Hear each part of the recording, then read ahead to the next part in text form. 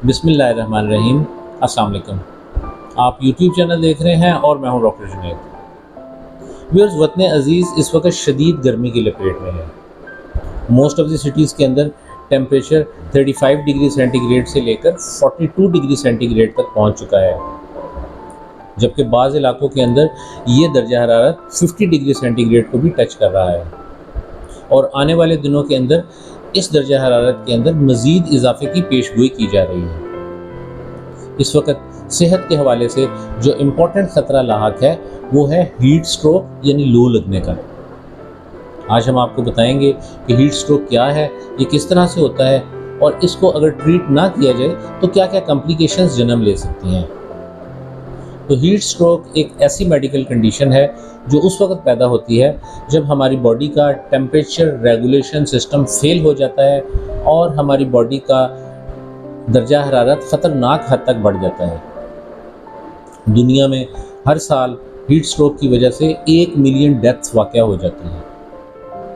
अल्लाह ताला ने हमारी बॉडी में टेम्परेचर को रेगुलेट करने के लिए एक थर्मोस्टेट फिट किया हुआ है, जिसे हम मेडिकल टर्मिनोलॉजी के अंदर हाइपोथैलेमस कहते हैं।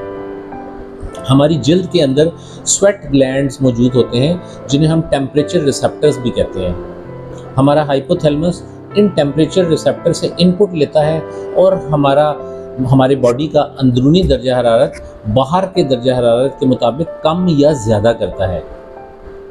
मिसाल के तौर के ऊपर सर्दियों में जब बाहर सर्दी होती है और हमारी बॉडी का इंटरनल टेम्परेचर भी कम होना शुरू हो जाता है तो हाइपोथैलेमस की वजह से हमें शिवरिंग होती है, जिसकी वजह से मसल मूवमेंट होती है और हीट जनरेट होती है। इस तरह से हमारे जिस्म का अंदरूनी दर्जा हरारत आहिस्ता आहिस्ता बढ़ना शुरू हो जाता है और ये एक सेट बॉडी टेम्परेचर के ऊपर आकर फिक्स हो जाता है। इसी तरह गर्मियों में जब बाहर दर्जा हरारत ज़्यादा होता है और हमारे जिस्म का अंदरूनी दर्जा हरारत भी बढ़ना शुरू होता है तो हाइपोथैलेमस की वजह से हमें पसीना आना शुरू हो जाता है।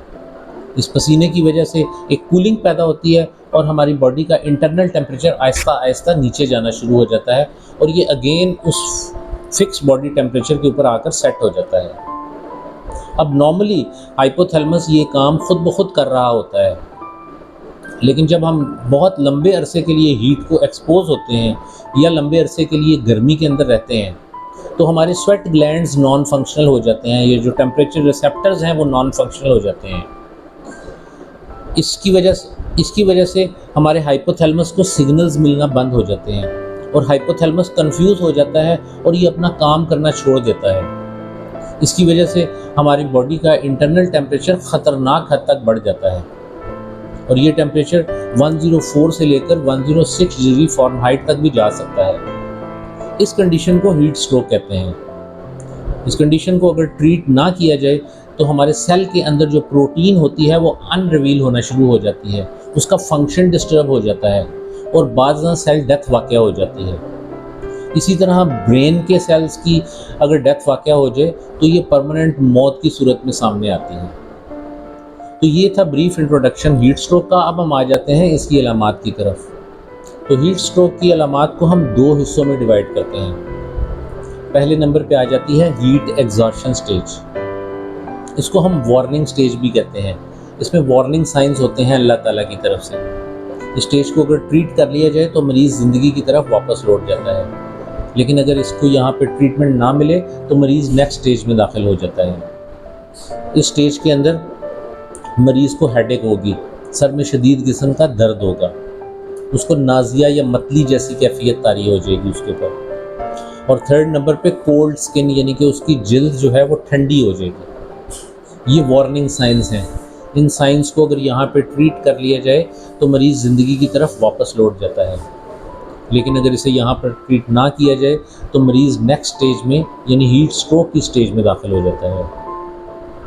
हीट स्ट्रोक की स्टेज के अंदर हेडेक थ्रोबिंग हेडेक में कन्वर्ट हो जाती है, यानी कि मरीज़ को ऐसे फील होता है जैसे कोई उसके सर के ऊपर हथौड़े मार रहा है। पल्सेटिंग या थ्रोबिंग हेडेक कहलाती है। उसके बाद है नो स्वेटिंग, यानी कि पसीना आना बंद हो जाता है। जब पसीना आना बंद हो जाता है तो टेम्परेचर जिस्म का मज़ीद बढ़ना शुरू हो जाता है। उसके बाद इस जो कंडीशन वाक़या होती है वो है हॉट स्किन। हमारी वार्निंग स्टेज के अंदर कोल्ड स्किन थी, यहाँ पे स्वेटिंग नहीं हुई जिसकी वजह से टेम्परेचर मज़ीद बढ़ा और जल्द हॉट और ड्राई हो गई। उसके बाद नेक्स्ट नाज़िया की जो कैफियत हो रही थी, मतली की जो कैफियत हो रही थी, यहाँ पर वॉमिटिंग आना शुरू हो जाती है, मरीज़ को वॉमिटिंग शुरू हो जाती है।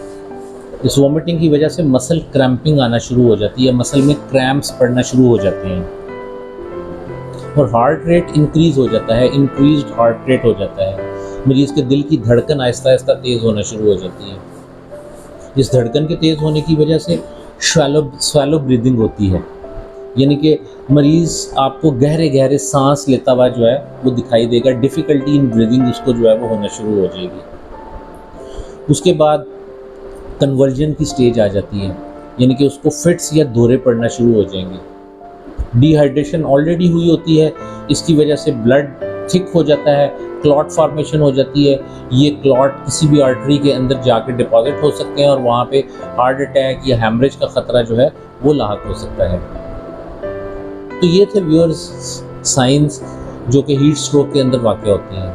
अब अगर हमको कोई ऐसा मरीज़ मिले जिसमें हमको ऐसी अलामात मिले तो व्हाट टू डू, हमने करना क्या है? तो सबसे पहली चीज़ तो जो हमने करनी है वो ये करनी है कि कॉल एमरजेंसी। हमने सबसे पहला काम ये करना है कि एमरजेंसी हेल्पलाइन पे कॉल करनी है ताकि हम एज सुन एज पॉसिबल मरीज़ को मेडिकल हेल्प के लिए किसी हॉस्पिटल में लेके जा सकें। सेकंड नंबर पे जो चीज़ हम कर सकते हैं, move the patient to the shady place, कि हमने मरीज़ को फ़ौरन उठाना है और उसे धूप से किसी साए वाली जगह के ऊपर जो है वो लेके जाना है। उसके बाद जो काम हम कर सकते हैं वो है अनड्रेस द पेशेंट जितना भी पॉसिबल हो, यानी कि मरीज़ को जितना भी पॉसिबल है उसके कपड़े उतार दें आप। और फोर्थ नंबर के ऊपर इसकी स्पॉन्जिंग स्टार्ट कर दें, इसको ठंडे पानी की जो है वो पट्टियाँ करना शुरू कर दें। फोर्थ नंबर के ऊपर जो आप काम कर सकते हैं वो है आइस पैकिंग।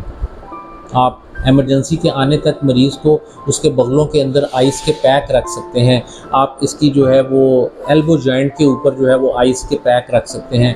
आप इसकी पाँव की तलवों के ऊपर जो है वो बर्फ़ का मसाज कर सकते हैं। और पाँचवें नंबर के ऊपर अगर मरीज़ उठने या चलने के काबिल है तो आप उसको एक शावर दिलवा सकते हैं, यानी कि आप मरीज़ को कहें कि वॉशरूम में जाए और उसको शावर ले। तो ये वो चीज़ें हैं जो कि हम एमरजेंसी की सूरत में कर सकते हैं उस वक्त तक जब तक मेडिकल हेल्प अराइव नहीं होती। तो ये था व्यूअर्स एक ब्रीफ सा इंट्रोडक्शन। नेक्स्ट वीडियो में हम आपको बताएंगे कि हीट स्ट्रोक से बचने के लिए आप तदाबीर क्या क्या कर सकते हैं। हम उम्मीद करते हैं कि आपको हमारी वीडियो पसंद आई होगी। मिलते हैं नेक्स्ट वीडियो में एक और टॉपिक के साथ। उस वक्त तक अपना ख्याल रखिएगा। अल्लाह ने।